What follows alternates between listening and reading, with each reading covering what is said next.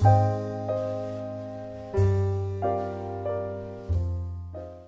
morning. I'm Harris Seidel. I'm retired as the Director of Water and Pollution Control here with the City of Ames. And I was, let's say, around watching when ABC was founded. To make perhaps a somewhat formal start, certification or licensing is the legal authority to perform a service which is involved with protection of public health, safety, and welfare. For our field, of course, that means that a certified operator is authorized to operate or manage a water or wastewater treatment facility. And the other side of the coin is that somebody who is not certified is prohibited from doing that. I like very much a little short definition from the dictionary of certification: having met requirements, having met requirements. And in our case, the requirements are education or training, experience on the job, and then passing the exam. And the exam is also a way of screening out those who are not qualified.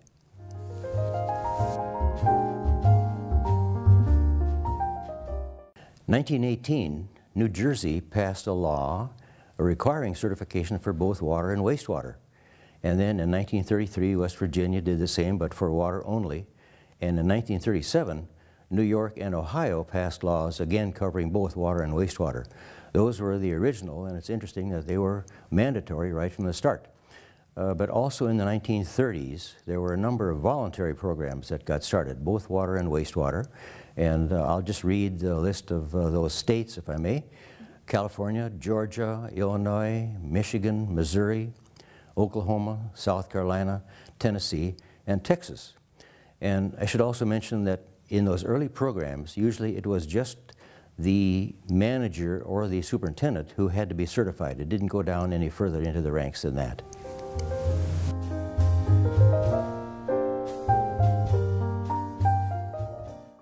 We might say certification entered the picture. That's not really fair to say because it really re-entered.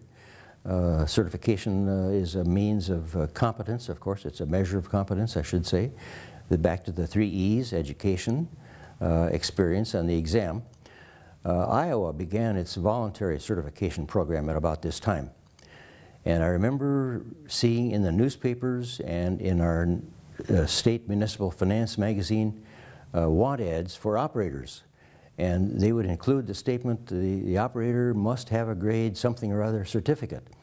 And I thought to myself, wow, you know, we really have arrived when they're starting to put that in the want ads.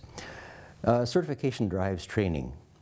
And I'll give you one of my favorite quotes from a man named Martin Lang, who was the Director of Public Works for New York City for a number of years and then later on became President of the Federation.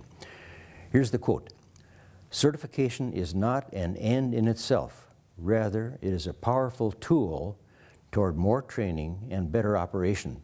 And note his emphasis here on training and operation. In 1939, we had 25 programs in 13 states. Now, I know that when you hear a series of numbers, they kind of roll right on by, but I'm going to try to give you some numbers. Anyway, by 1950, we had 38 programs, but 2/3 of them were voluntary. By 1965, and that's 15 years later, we had a total of 80 programs. We had more than doubled, but you had the ratio there of 60 voluntary and 20 mandatory, 3-to-1 voluntary compared to mandatory. That was 1965. By 1972, and that's the year that ABC was founded, we had over 90 programs, but, the big but, the ratio had switched completely. Then you had more than double the amount of mandatory programs compared to voluntary. That was the big difference. But, a big but, diversity. They were all different. And that, of course, is the part of the ABC story.